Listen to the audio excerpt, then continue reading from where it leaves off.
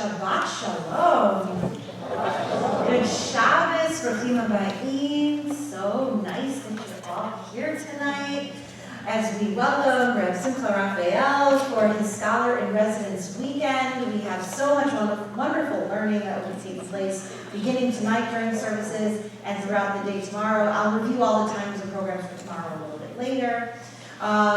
I wanted to also point out, because it is First Friday, that's when our minhag here, our custom is to use this family-oriented siddur, which I think you'll really enjoy. There's beautiful art throughout and readings. And we are going to start on page 8, Hinei Matov.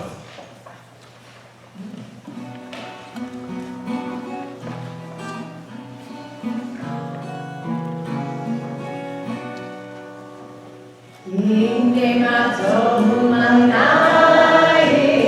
shevet achim gam yachad. Hinei matov u'manayim, shevet achim gam yachad. Hinei matov, shevet achim gam yachad.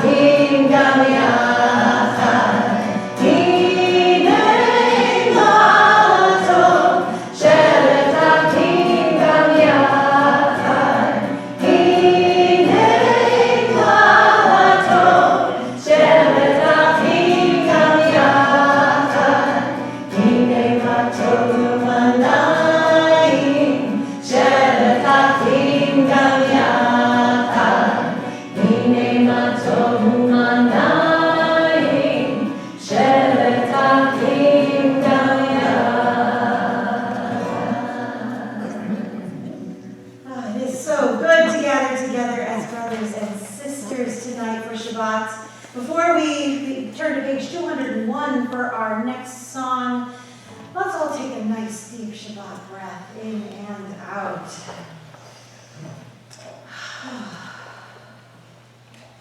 Let go of anything that you brought in with you that you're ready to let go of. Anything that's a barrier from you truly starting to let Shabbat in. Let that rest and renewal. Maybe try to take a deeper breath. As we sing a new song together, Shir Chadash.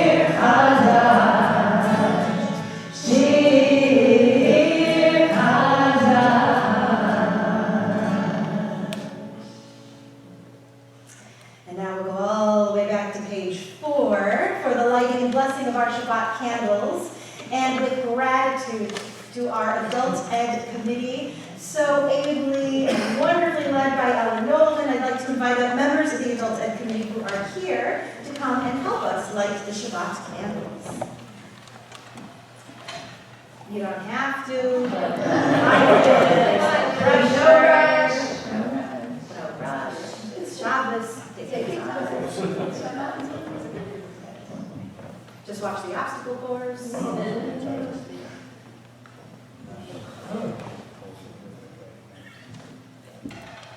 Choose your fire.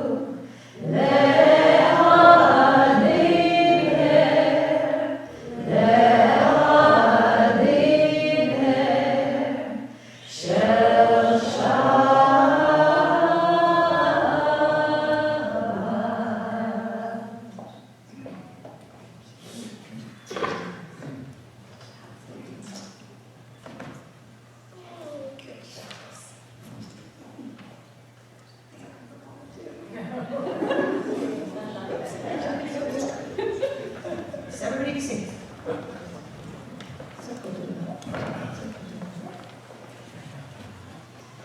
We're going to continue to welcome Shabbat in and begin to let that joy grow as if we're at a wedding and Shabbat is the bride about to enter the room. So on page 9, we turn to L'cha Dodi.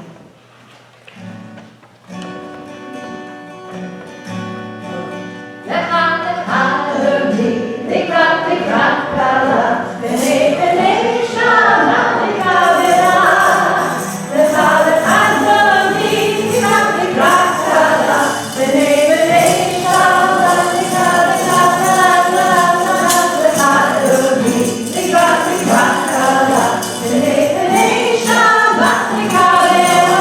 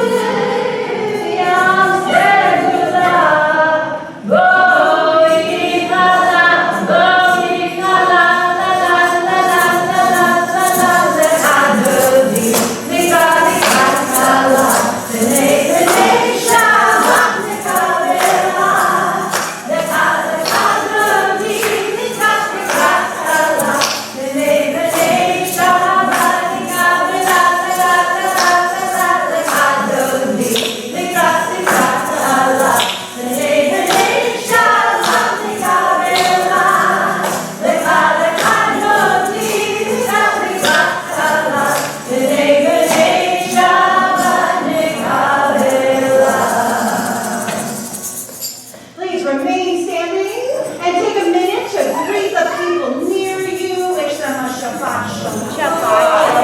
Introduce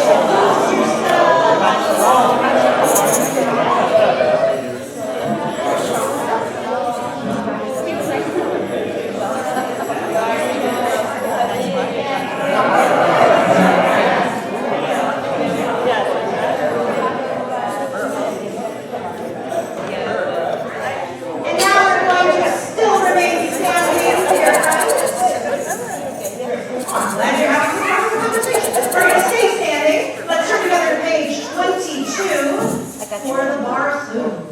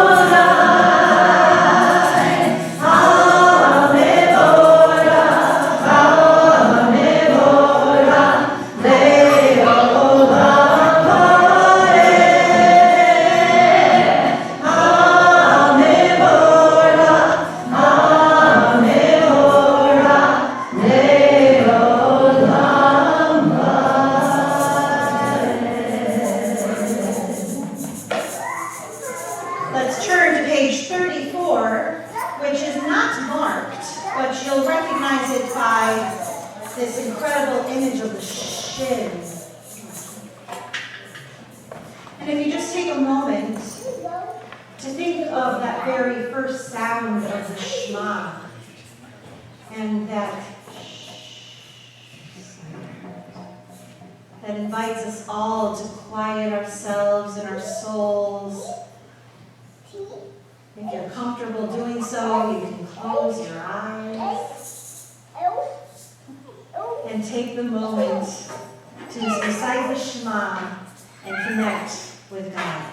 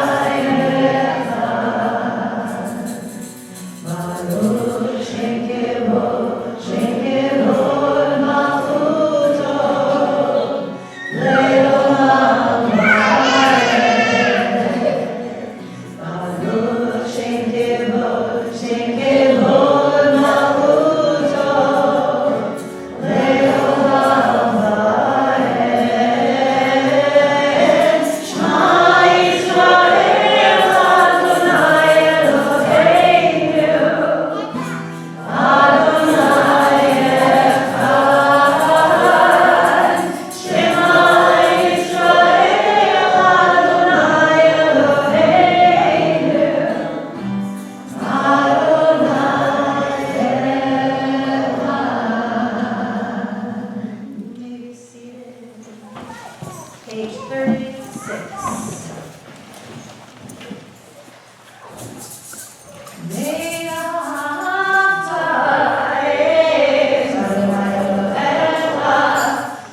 All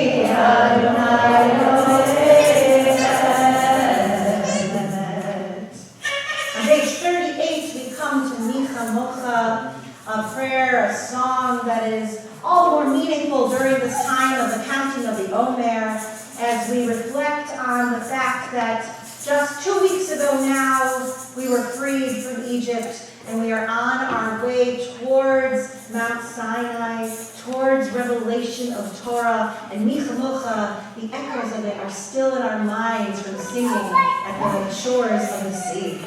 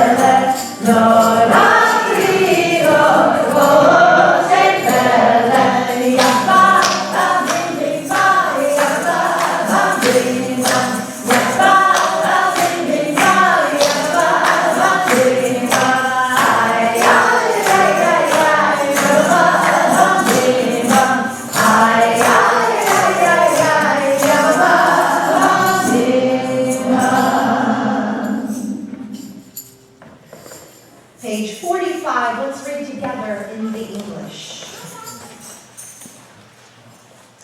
When woman and man were made, God left one good thing for last, Shabbat, the day to give thanks for the world and its wonders. Now the seventh day has come, now Shabbat begins, to bring us rest, to bring us joy, to bring us song, to bring us peace. On this day we remember the goodness of earth and air, water and sun, and all that grows. On this day we remember the many gifts of God. Let us remember and let us give thanks.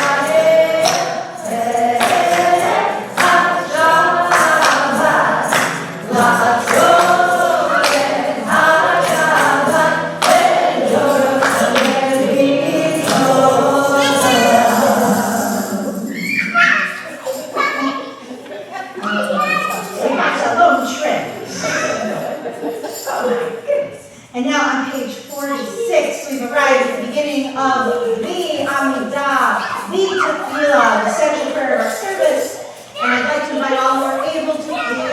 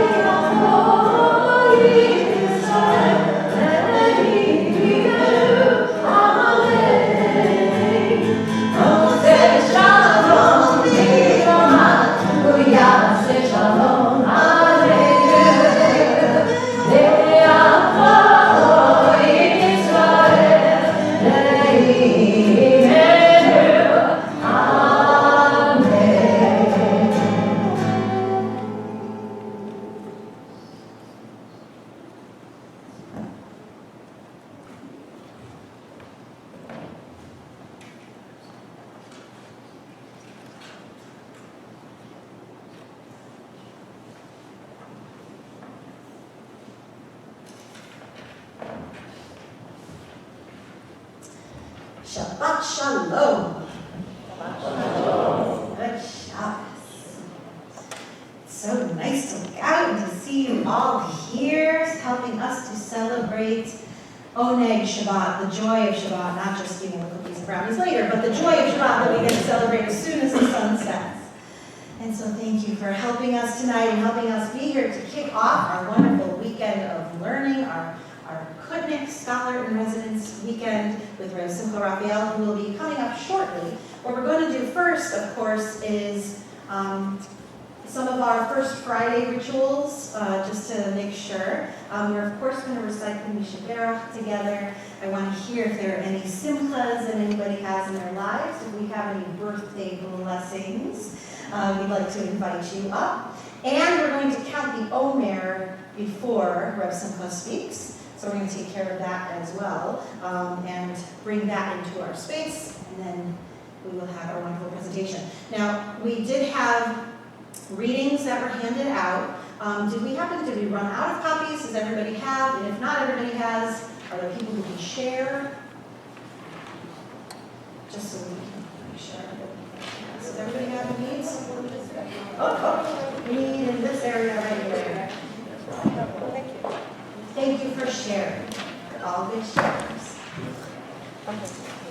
So let's take a moment now to direct our hearts, our prayers, our love to those in our families or community who are ill, those who are in pain, those who are suffering or struggling in any way tonight. Let's send them our hope, comfort, prayers for peacefulness.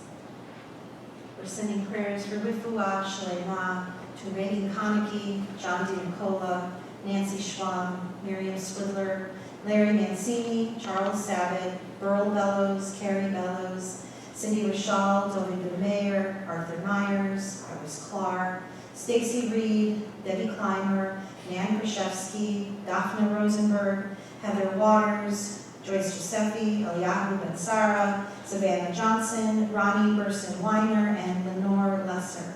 Who else are you praying for tonight, thinking about, and whose name you'd like to share out loud?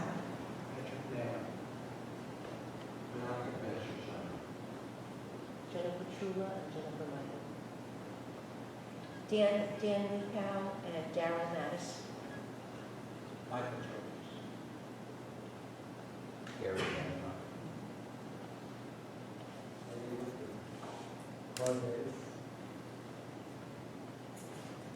Avi Brett and Dr. Edward Gleish. Andrew Feinwell. Benjamin Deitch. Frank Elsinger.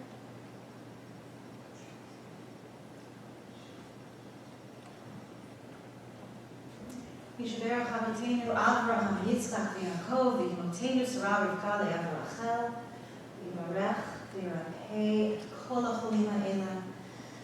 May the one who blessed our ancestors, Abraham, Isaac, and Jacob, Sarah, Rebecca, Leah, and Rachel, bless and heal all those who are ill. We pray, God, that they are returned to a wholeness and a peacefulness of mind and of body and of spirit. Baruch atah Adonai Rofeh HaCholim. We praise you, God, who cares for the sick. And let us say together. Amen.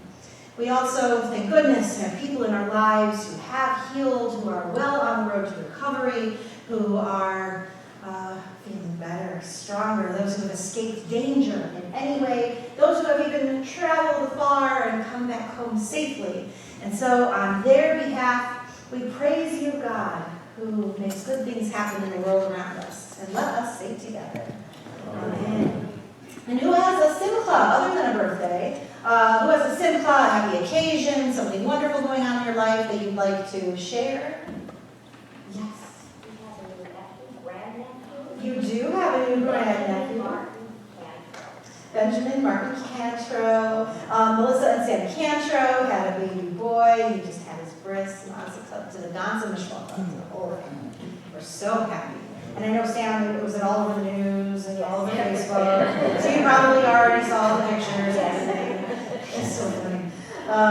So good. What else is going on in people's lives?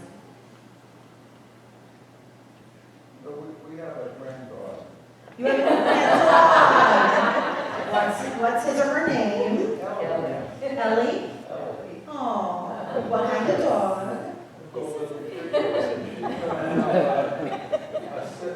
A companion, Skipper.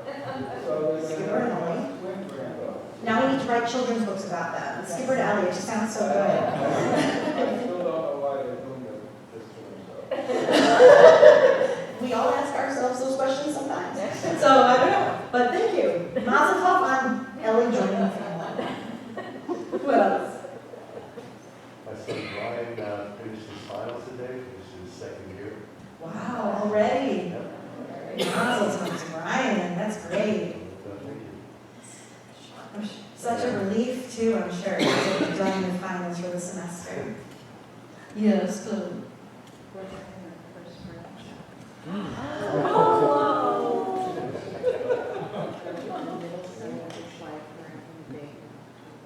So it's a baby expected in October, and so of course in Jewish tradition we wish a b'sha'a tova, which means may it happen at just the right time. So b'sha'a tova, how wonderful. So where are our birthdays? Either if you missed an April birthday or you're a May birthday, who would like to come up for a birthday blessing? You can even get a tchotchke. I'm not the only one. Well, come on up. Okay, I know in the room you are not the only one, because I send birthday wishes to you, so I know it's birthdays though.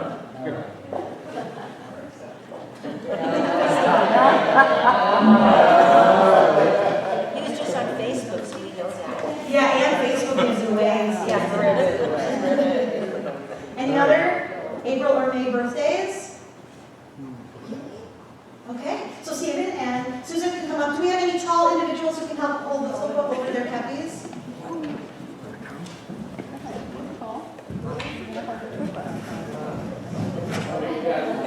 I've never seen this done. Oh, yeah, you have to come to the birthday. That's great. Okay, tall individuals. We have a tall individual celebrating a birthday, so we gotta be high. Okay. The colorful part goes up. Goes up. Yeah. Okay, we're just in. Okay. First Friday. This is a creative.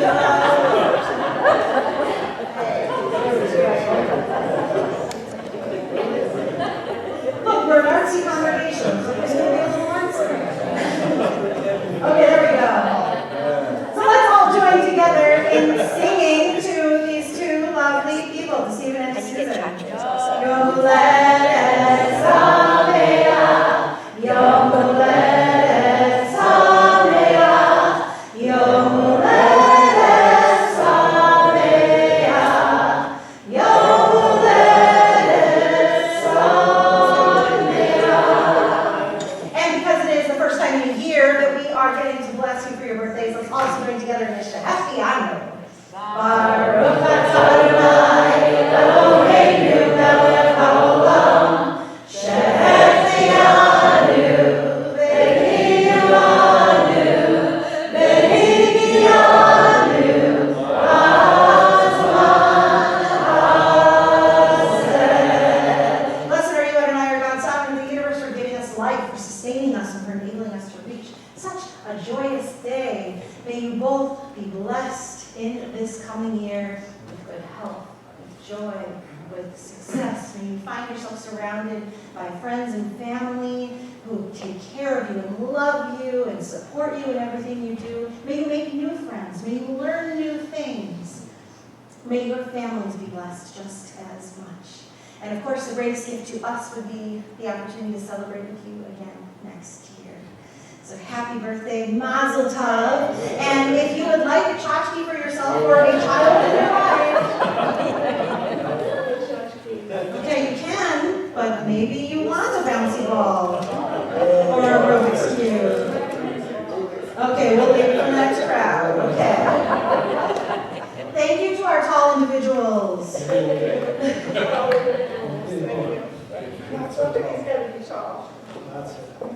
Hey, tall Jews are, a rare thing to come by. So we celebrate them when we can.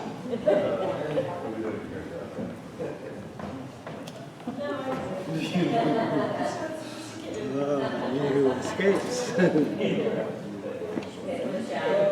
we do this once a month. We can use you next time. No, well, we have it. And now finally, for our main event, I hope you will join me on page 149 for the counting of the Omer. And I'd like to invite you to please rise. And a short kavanah from this wonderful book, Omer, Accounting by Rabbi Karen Kedar. The kavanah of the second week, the intention of the second week of the 7 weeks of the Omer that she identifies is to discern. So, the poem called Discern. The dove of silence, I prayed, be gracious unto me, for I am surrounded by people who wish to consume me. And then came the day when I was most afraid, and I put my trust in you. When I surrender to faith, fear steps aside and I fall silent. What power do others truly have over my spirit? Peace is like a dove, gracefully soaring, silent, humble in beauty. Help understand my path, to heed the callings of my greatest potential. And now together, let's read the blessing over the counting of the Omer. Baruch atah Adonai Eloheinu melech haolam, asher kiddushanu b'mitzvotav v'tzivanu al sefirat haomer. Blessed are you, Adonai, our God, sovereign of the universe, who has made us holy with mitzvot and commanded us to count the Omer. Hayom arba'ah asar yom shehem shnei shavuot la'omer. Today is the 14th day of the Omer, that is 2 weeks of the counting of the Omer. Amen. You may be seated.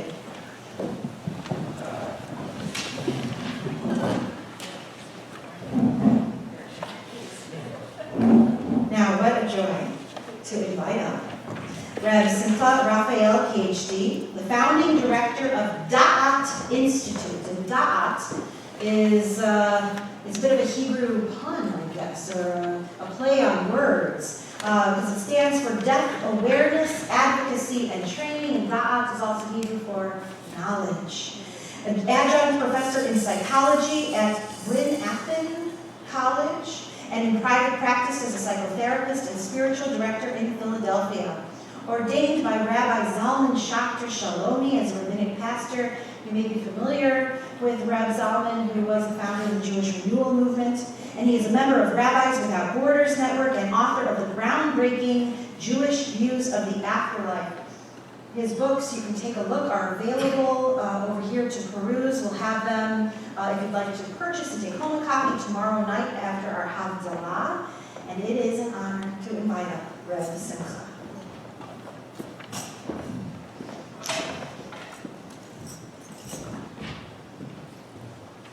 Let's see if I'm live on the mic. Okay, well, thank you very much. It's an honor to be able to be here in this very, very special building. Like a really nice vibe in this building. So I want to thank the architect who built this building.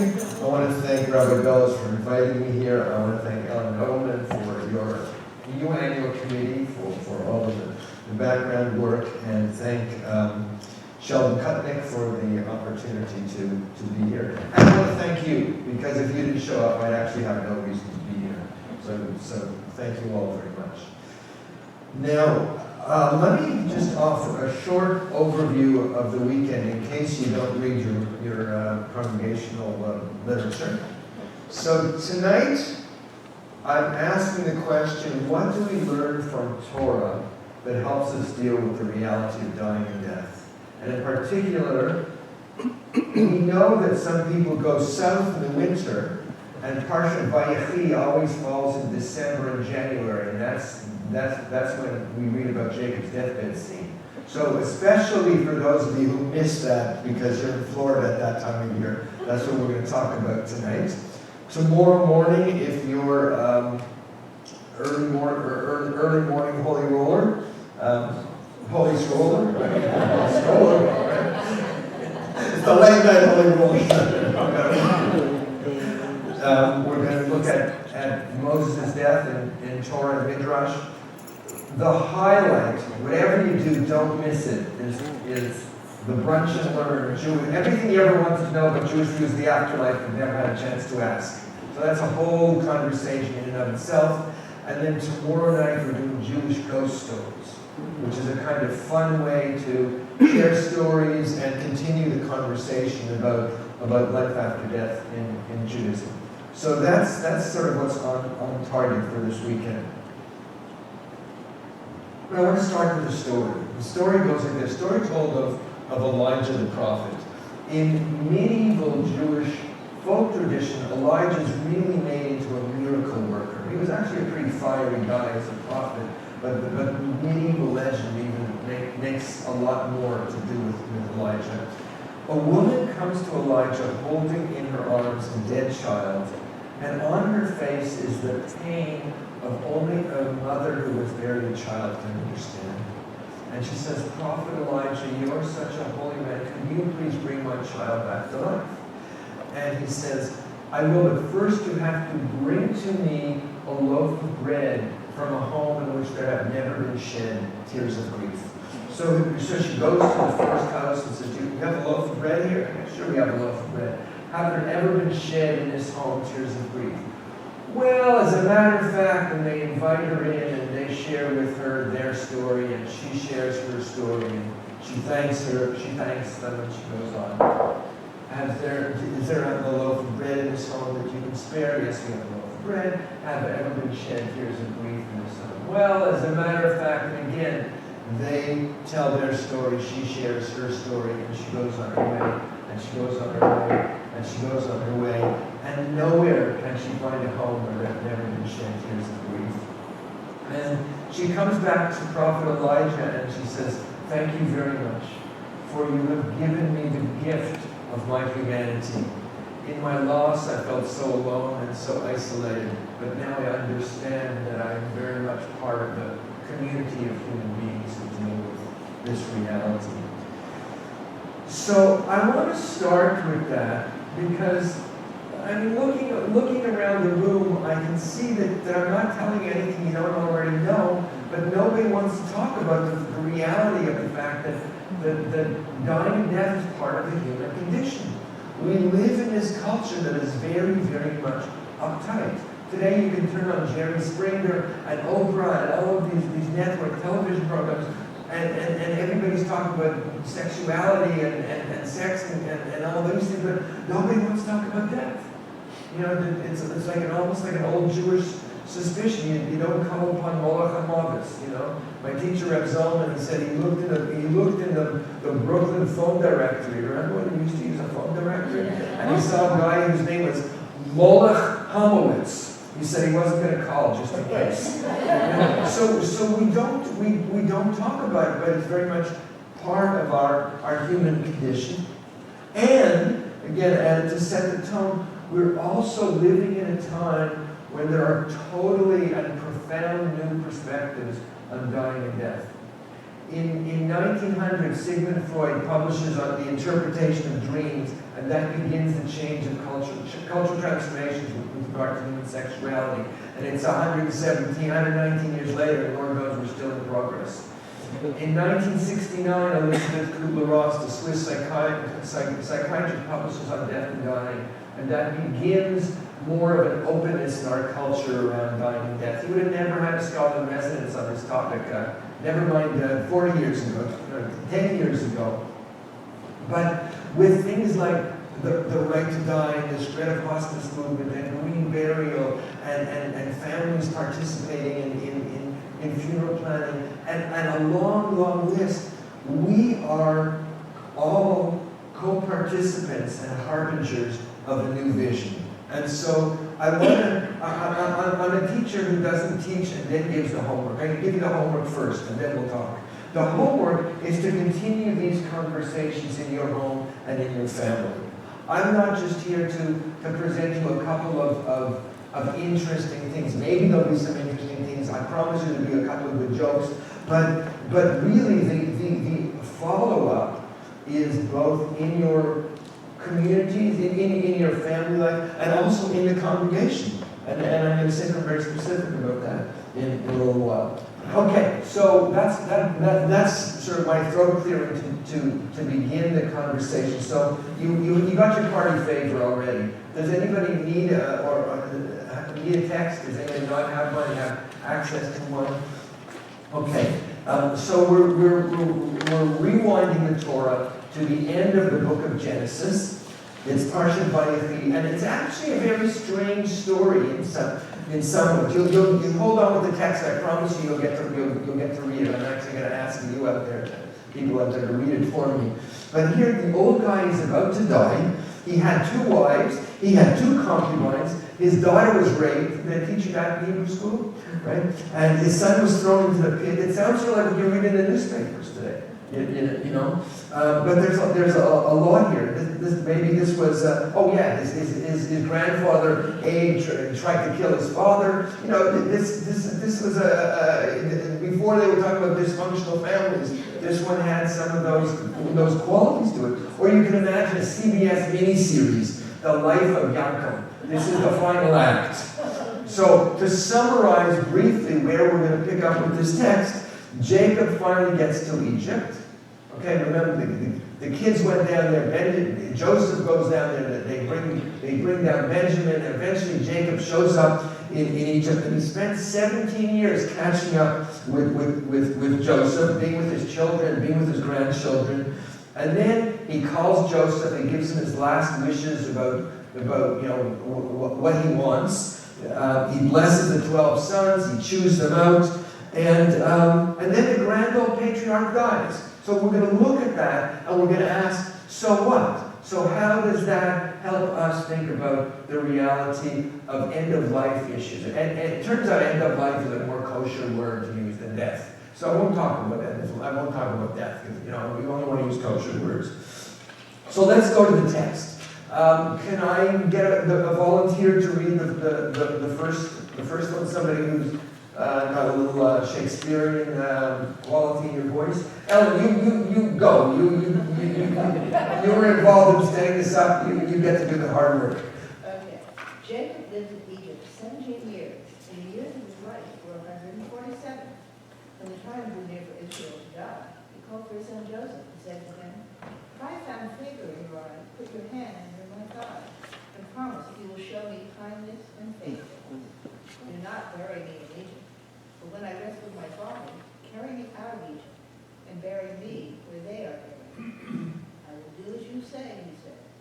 "Swear to me," he said. Then Joseph swore to him, and Israel worshipped as he leaned on the top of his staff.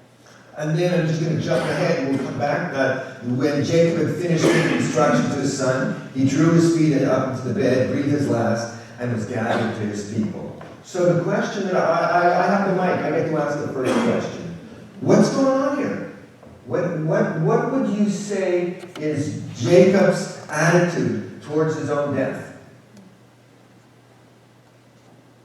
You're going to have to work tonight. I'm sorry. I know it's Shabbos, but he's reconciled, right? He's not prevaricating. He's not. Shh! Don't tell the kids. The doctor says the patient knows. The kids know, the wife knows, but nobody wants to talk to each other. He's very open. He has no fear. What we see here is Jacob accepts his own death very realistically, and he doesn't hide his feelings from his family. I am about to be gathered to my people. There's a complete willingness to accept his own mortality. And that is a very radical notion in our society. People don't want to talk about this stuff. How many of you would go tell some of your friends, "Oh, I'm going to a Scholar-in-Residence on death and afterlife"? And they say, "What, are you crazy?" Right? When I teach a death and dying course, I send my students to go interview their families. And they say, "Why are you taking such a course?" So I see Jacob as a kind of model that we want to emulate. And so the question here is, what kind of modeling are you doing in your own families? What kind of modeling did you get growing up? Nobody's talking. See, that's what I mean. No one's talking. Please. I got no modeling growing up. Death was never, my father died when I was 4, but after that point, death was never spoken about. My mother never talked about her death in years to come. But we do speak to our children. Okay. We talk about, we don't have long conversations, but we allude to the fact that what our wishes would be after we're gone. We want our children to always be close. Things like that. We don't hesitate to tell them these things. And how many of you find when you want to have that conversation with your adult children, they don't want to talk to you about it? You want to say something about that? You just... No, I just say that they like to pretend when they're getting any older and they're never going to go. And some of you, I look around and say, you live too long to die young. My Auntie Rose used to say, everyone has their expiry date tattooed on their body. I have to watch what I say now because I'm in a synagogue, but I'm going to quote her exactly. She would say, mine's on my ass, I can't see it, and don't worry about it. To which I would say to her, Auntie Rose, is a good thing, because if you could see her ass from behind, you would drop dead. So I grew up in such a home. My mother was 10 years old when her father was killed in a car accident, and I grew up in a home where it was talked about. I'm trying to imagine that 4-year-old girl child kind of confused about what's going on. Something's going on for all of the adults.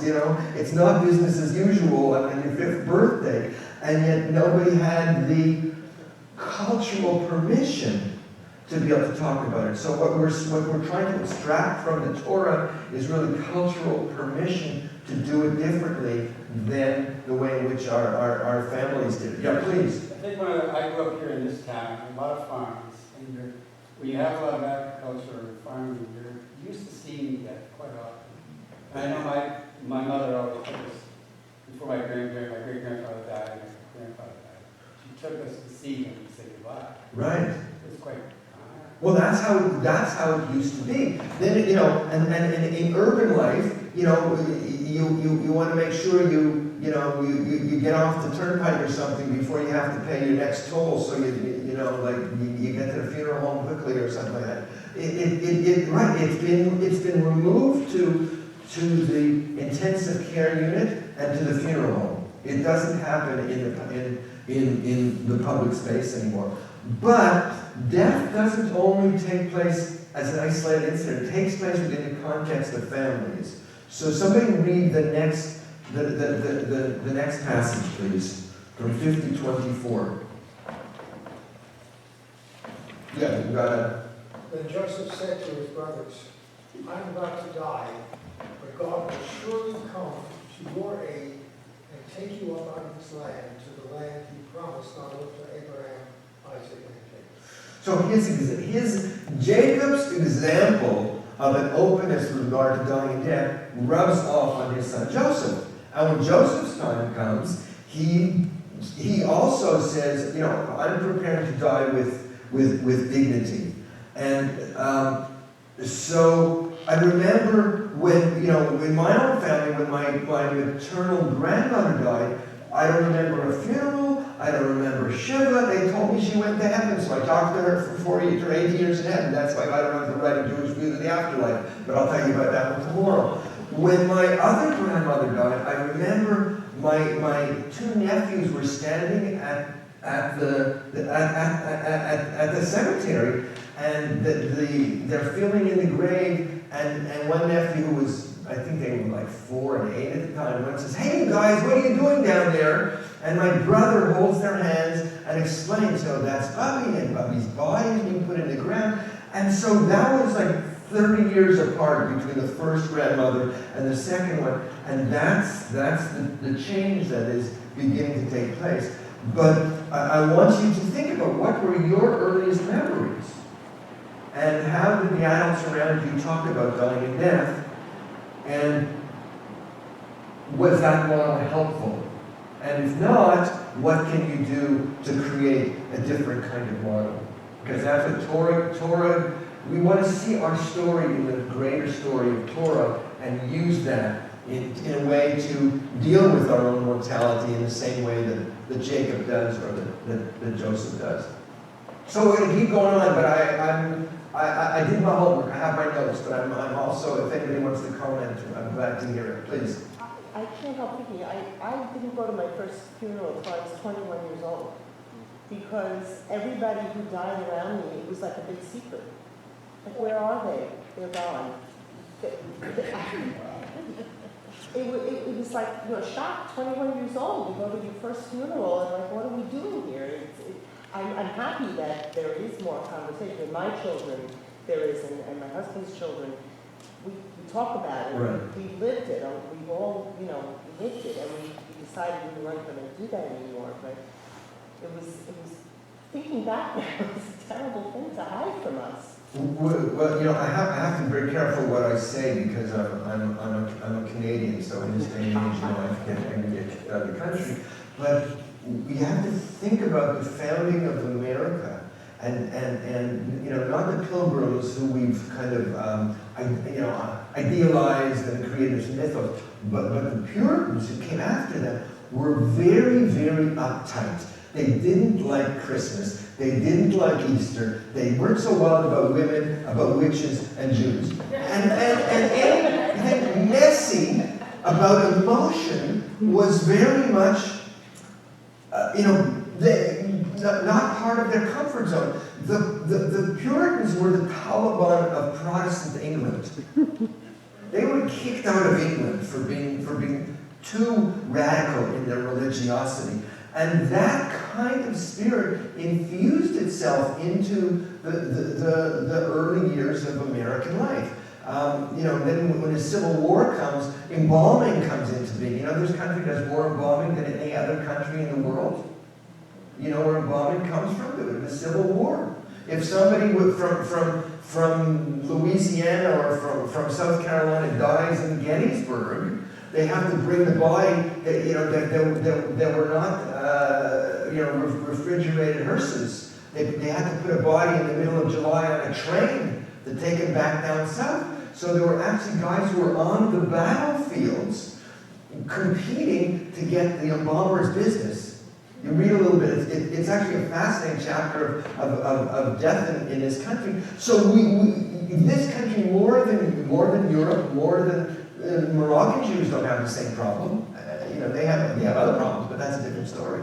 Yeah, so you're right. We were pickled in the brine of a kind of American Protestant uptightness around dying and death.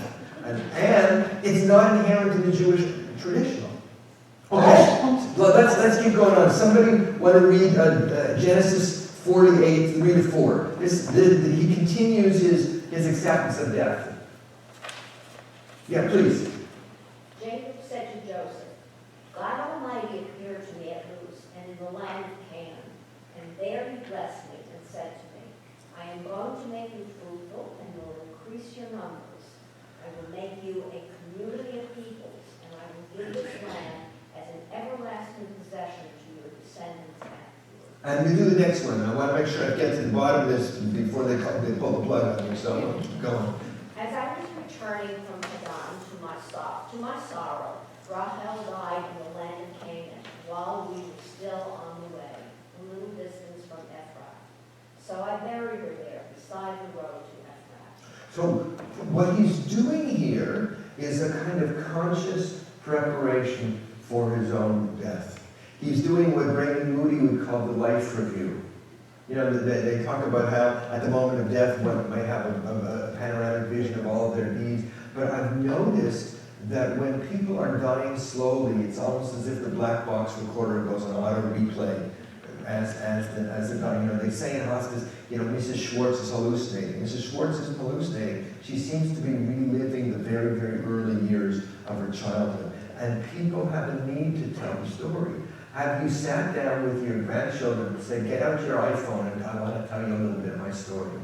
We have this great tradition of Jewish ethical wills, right? Where you sort of clear your throat and you write it down and then say, listen, give money to tzedakah and be sure to floss your teeth and be nice to your sister, and that. But we also, these days, we have video ethical wills.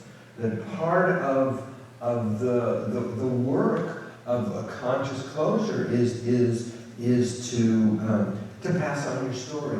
And so we see in Jacob, he chews out some of the kids, he gives them a blessing.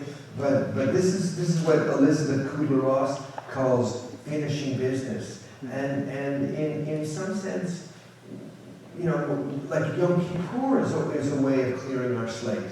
Every week on Shabbos, we have an agreement in our house. If we had a fight anytime during the week, we've got to let it go for Shabbos.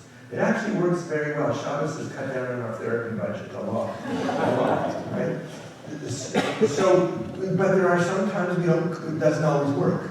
Sometimes you need a little bit more. So to be able to think about who are the people that I need to say what I need to say to before I check out of here. What are the pieces of my story that I haven't gotten to tell to people? So that's what we see here from Jacob, is that he's remembering his life, both the good stuff and the difficult stuff.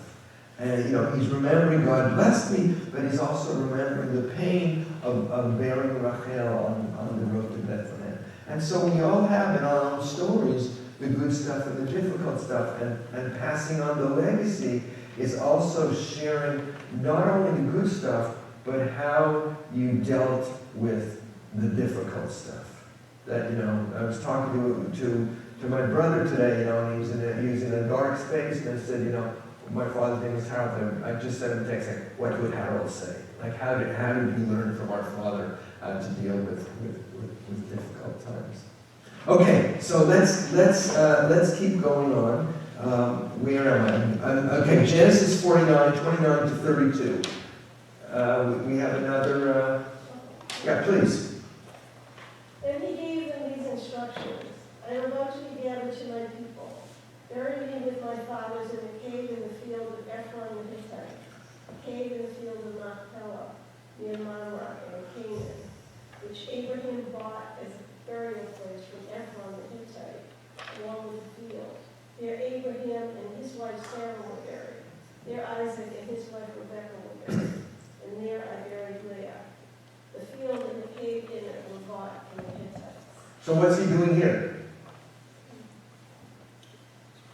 He's making sure his estate is in order. It's very clear. And what he models to us is making sure that all of the different pieces are put into place. Do you have a community cemetery here? Yes. Right? So that, some people have that and it's easier. Some people, the mess that people are left with when they move down to Florida, and their kids are some are in New York and some are in California, and so in California there's people who in Florida there's people who know them, but nobody knows their early history, and the kids go and there's nobody who knows the kid. It's all of these things are very very complex today, and it's not unlike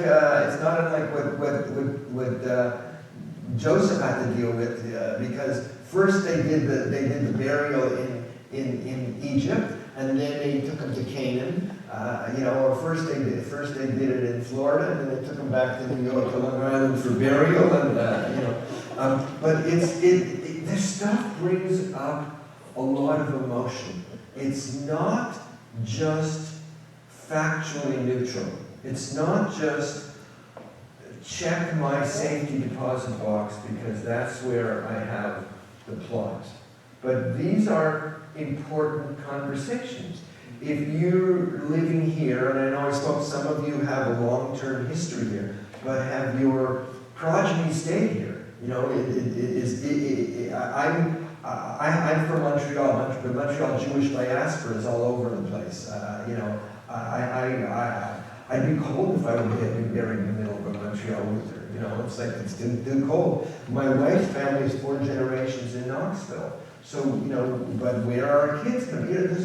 So these are all very real kinds of conversations, and they're also community conversations. So here I'm giving you homework that after Simcha leaves, that you say, let's have a meeting and see, do we have the right kind of resources to support each other through funeral, through Shiva, through Chevra Kadisha, through bereavement? You know, it seems like a very warm and welcoming community, but do you have all of the resources to companion each other through the end of life experiences and journey? Because, you know, or organ donation, or living wills. Who doesn't have a living will? Good. Because, you know, my response would be, you live too long to die young, so you better have a living will. You know, but these days, even if you have a living will, the doctors can override it. The doctors can override it. So it's very important, again, to make sure that your family members know about those kind of things. Okay, 50, 1 to 7, and then 10. There's a little longer one. Somebody who's got, you want to read? No, the person behind you. Joseph threw himself upon his father and wept over him and kissed him. Then Joseph directed the physicians in his service to embalm his father Israel. So the physicians embalmed him, taking a full 40 days, for that was the time required for embalming. And the Egyptians mourned for him 70 days. When the days of mourning had passed, Joseph said to Pharaoh's court, "If I have found favor in your eyes, speak to Pharaoh for me. Tell him, my father made me swear an oath and said, I am about to die. Bury me in the tomb I dug for myself in the land of Canaan. Now let me go up and bury my father, then I will return." Pharaoh said, "Go up and bury your father as he made you swear to do." So Joseph went up to bury his father. When they reached the threshing floor of Atad near the Jordan, they lamented loudly and bitterly. And there Joseph observed a 7-day period of mourning for his father. So what's going on here? What's this deal with the 40 days, the 7 days? Probably the word's not embalming, but mummification. Joseph, because who he was in Egyptian royalty, arranged for his father to have a traditional Egyptian royal burial preparation. He didn't rush it. He didn't say 3 days and Shiva's over, I'm going back to work. Right? And then they did. Then when they went to Atad, they did a 7-day mourning. What we extract from this is that there's an organic nature to the grief process itself. To everything there is a season, and you can't hurry grief any more than one can deny it. And so what we see here is that he's giving due time for the whole gamut of the mourning process. And you know, with all due respect to what the reform movement has done in America, a 3-day Shiva is still a contradiction in terms. I say to people, you know, nobody's going to come. So even if you don't sit for the full 7 days, don't rush back because it's going to catch you. It's going to catch up with you later. Yeah, but it's okay. You're going to walk into the store on day 4 and you're going to be looking around and you're saying, wait, what am I doing in Target? I just buried my, whoever 3 days ago, and suddenly I'm trying to figure out what I need to be buying in the store. That the human heart needs some organic period of time. There's also something very interesting in this passage, the bottom 4 lines where he says, tell Pharaoh that my father made me swear an oath, quote, I'm about to die, bury me in the tomb I dug for myself in the land of Canaan. Okay? So Joseph goes to Pharaoh and says this. Anything weird about that? It's a lie. Do you remember? It's a lie. Abraham didn't dig out the tomb. He bought it. He bought it. If you go back to Parshat Chaye Sarah, he negotiates with Ephron the Hittite, and he buys a burial plot to bury Sarah. But he's going to go to he's going to go to Pharaoh and say, hey, I want to bury my father in Canaan. And Pharaoh's going to say, what are you talking about? We have the best possible burial rites in the whole ancient world. You better in the tomb that he dug out for himself. Oh, your father dug out his own tomb. Send that boy back to Canaan. So he actually has to distort it.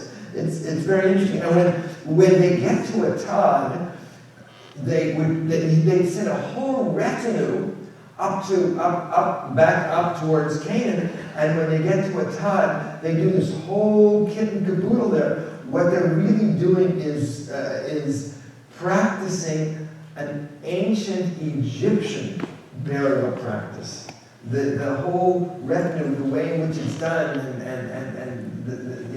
everybody marching up there, that's actually documented in the text about how they would do a burial in ancient Egypt. But I think the important thing that we want to extract from this is to see the organic nature of grief. And again, it's that American sort of New England Protestant uptightness that you think if you forget it, it goes away.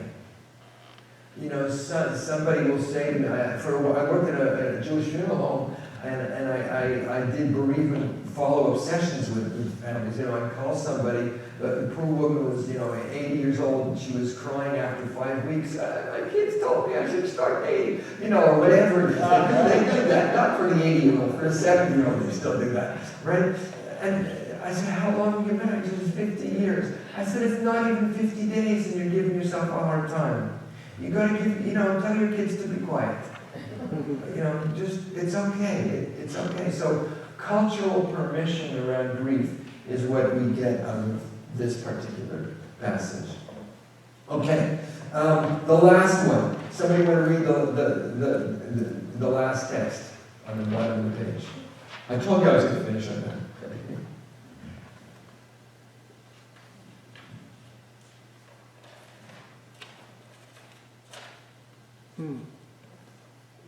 Go. You get the last text. It's for you. You. Hey, you want to read the last one on the bottom of the page? When Jacob had finished giving instructions to his sons, he drew his feet up into the bed and breathed his last and was gathered to his people. Okay, so the image here for death is gathered to his people. In the language of the Hebrew Bible, Abraham, Isaac are gathered to their people. And when Moses dies, God says, now you will be gathered to your people as your brother Aaron was. King Solomon says that he slept with his ancestors. So death in the language of the Hebrew Bible is to return to the company of one's ancestral families. And we see this in many places throughout the biblical era. Now, tomorrow we're going to begin the conversation about what Judaism has to say about life after death. But when you look at Tanakh, it's not like there's a particularly strong sense of immortality and separation of body and soul. And, that kind of stuff actually comes a lot later. You get some stuff around resurrection of the dead, Ezekiel's dry bones, even though the Reform movement has made that Mechayeh HaKol, right? So here's the thing. Abraham, Isaac, and Jacob were Bedouins. Culturally, they were Bedouins. Have any been to Israel? You've seen the Bedouin culture? So the Bedouins are, do I have another mic here? No. There's the patriarch, and the wives, and the children, and the camels, and the goats, and they're all together one great big mishpocha. If you remember your sociology, it's participation mystique. They all sort of had this kind of communal involvement together. They weren't like, Dad, I'm really having a problem figuring out who I am. They didn't have those kind of existential anxiety issues, right? That wasn't an agenda. They were together as a family, and then when they were dead, they were together in the cave of the underworld with the mishpacha. To be gathered to one's people is to return to a kind of invisible realm of the ancestors. That was the way in which they understood the world beyond. And it was clearly, it wasn't beyond there, it wasn't beyond heaven, it was underground. So the word in Torah, Tanakh, for a living person is nefesh chaya, a living spirit. The word for a dead person is nefesh met, a dead spirit. When I'm with the family alive, I'm nefesh chaya. When I'm dead, I'm nefesh met, and I'm hanging out in the underworld that later becomes Sheol. And I got a good story for you about that later, tomorrow night. But there actually is archaeological evidence, not from Canaanite burial tombs, but from Hebrew burial tombs, where they would dig holes and they would put in foodstuff. They would literally feed the dead. There was, you got to send a sandwich along for the ride. And in our understanding, it seems a little bit strange, a little bit weird, but we need to sort of see that in that world there was a sense of a continuity of connection between this world of the living and the world beyond the dead. And we've weeded that out of our modern Jewish understanding, but when he says, I am gathered to his people, that's kind of the background to that. And then the near-death experience literature, which definitely adds a whole other flavor. They talk about somebody is pronounced clinically dead and later resuscitated. They see their ancestors. So is that being gathered to their family, to these people? Or, when somebody is close to death, they're saying, oh, my father, or my sister. People have those kinds of experiences. So there may be more in the Torah text than we previously understood around this topic, and we're going to pick up about that. So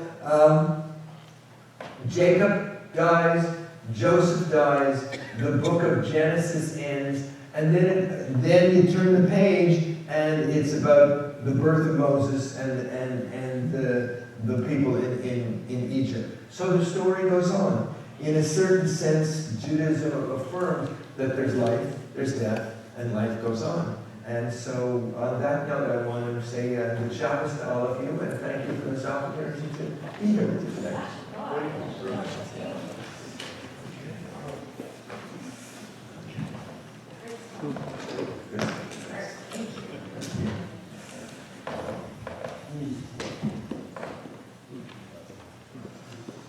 The gears are turning, yeah.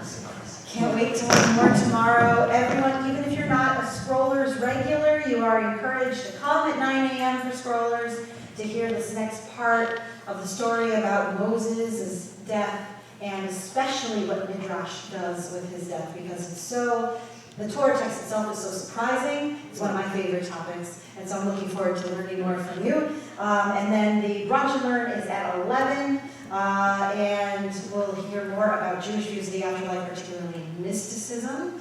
And then tomorrow night, 7:30, Havdalah and Jewish ghost stories. So it's just going to be terrific. I hope you're able to join us for any part or all of the continuation of our weekend with Reb Simcha Raphael. Thank you, Reb Simcha. A couple other quick announcements. Tuesday, there's a really interesting autocorrect here. On Tuesday at 10 a.m. is my next coffee hour, but it says with Rabbi Bot Simons, and so I don't know who that is. But if you want to go meet with that rabbi, I guess you're welcome to. I'll be at the next table. At Simons. At Simons. Not Bot Simons. Okay. Okay, so. Rabbi B at Simons. You figured it out. I was like, oh, thanks. Rabbi B at Simons. Rabbi Bot Simons. Okay. Bot Shimon. So Thursday at 12 o'clock is the next Lunch and Learn with me, which, apropos of our conversation, is our final session, I believe, or do we have one more in June? No, know what to talk about. There's our final session on our look at the way into Jewish mysticism. We'll be closing up that book and concluding our very fascinating and challenging discussion all year on Jewish mysticism. Next Friday night, we have services at 7:30 p.m. Next Saturday night, Saturday day in the morning, we have our second Saturday Shabbat service. That's the 11th at 10:30 a.m. And the theme, because it's Parashat Kedoshim, the portion all about the holiness code, we're going to talk about what does it mean to be holy. So come and join us for that service at 10:30 a.m. and let's wrestle with Kiddusha, with what it means to be holy. And then Saturday night, the 11th, is our Music and More Comedy Tonight event. Going to be great. It's a fun, adult-only night here. So come and laugh and have a good time and participate in a great fundraiser for our congregation as well. Tickets are still available. You can call the main office or get them online. And then Sunday the 12th, Linda, do you want to say anything? Yes, we have a wonderful opening. Our new artist's work can be seen in the halls tonight. And her name is Gabby Bishar, and her work is lovely, and the exhibit is called A Moment in Time. And it's so peaceful. And It's it's just from so 3 to 5. good. So 3 to 5 o'clock on Sunday the 12th. Any other announcements and stuff that's coming up in the next week or so? And a thank you again to Adult Ed for all of their help. You guys have been super busy lately, and we appreciate all you do for our congregation. And this is just another one of the incredible programs that our Adult Education Committee provides. So we're going to turn to our closing prayers. Just a few left. Page 130 for Elenu. All who are able, please rise.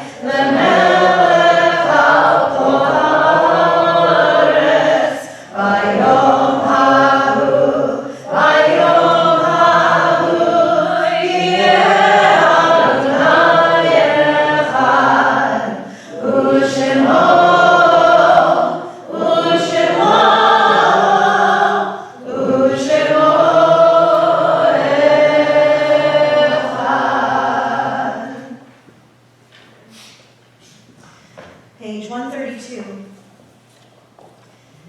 Yesh kochavim, there are stars up above, so far away we only see their light long, long after the star itself is gone.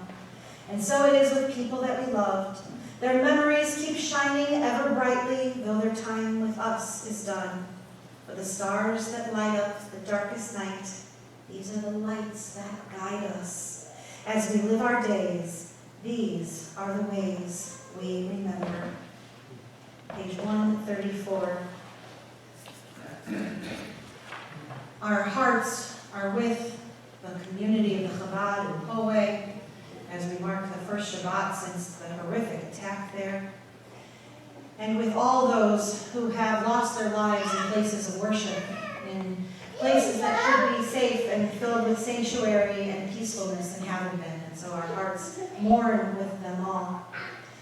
We also mark the Yortzites, the anniversaries of death for Max Barron, Caroline Baskin, my grandfather Jay Bellows, Thomas Ray Bowen, Bertha Diamond, Jenny Deitch, Betty Drillick, Samuel Goldstein, Shirley Goller, Abraham Melter, Bennett Pearl, Shifra Kirschman Shoulder, Molly Spatz, Rita Sumner, Dora Weiner, and Sydney Winifred. Zichronam Livracha.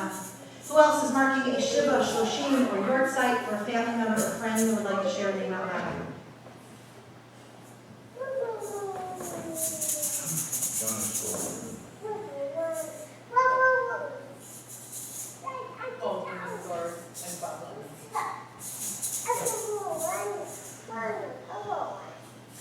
Zichronam Livracha, may all of their memories always be a precious blessing to those who knew and loved them. Together now we join in the words of Rabbi Shatom Lumer's Kaddish. Yitkadal, Yitkadal, Shemei Rabbah, Ve'alman Yirach Lirutei, Yamlich Malchutei, V'chayechon, V'yomechon, V'chayei T'chol Beit Yisrael, V'agalah V'zman Kariv, Yimru Amen. Yehei Shemei Rabbah, V'barach Le'olam Le'al Maya, Yitbarach, V'yishabach, V'yitba'ar, V'yitramam, V'yitnaseh, V'yithadar, V'yithaleh, V'yithalal, Shnei T'Kudishah B'richu, Le'elah Mikol Birchata B'shirata, Tushbechata B'nechemata, Za'amiran V'yalma V'yimru Amen. Yehei Shulam Rabba V'yishamaya, V'chayim Aleinu Le'al Kol Yisrael, V'yimru Amen. Oseh Shalom V'yiramav, Hu Ya'aseh Shalom, Aleinu Ve'al Kol Yisrael, V'yimru Amen. May the one who creates harmony on high bring peace to us, to all Israel, to all the world, and let us say together, Amen. And our closing song, let us sing together one more time, Havana Shira, which you can find on page. I don't think it's in this. Maybe it's not in here. I can't find it anywhere, so Rich is gonna. We just know it, so let's try it together. We'll start, then you can Havana Shira, Shir Hallelujah, Shir Hallelujah. Havana Shira, Shir Hallelujah, Shir Hallelujah. Havana Shira, Shir Hallelujah, Shir Hallelujah.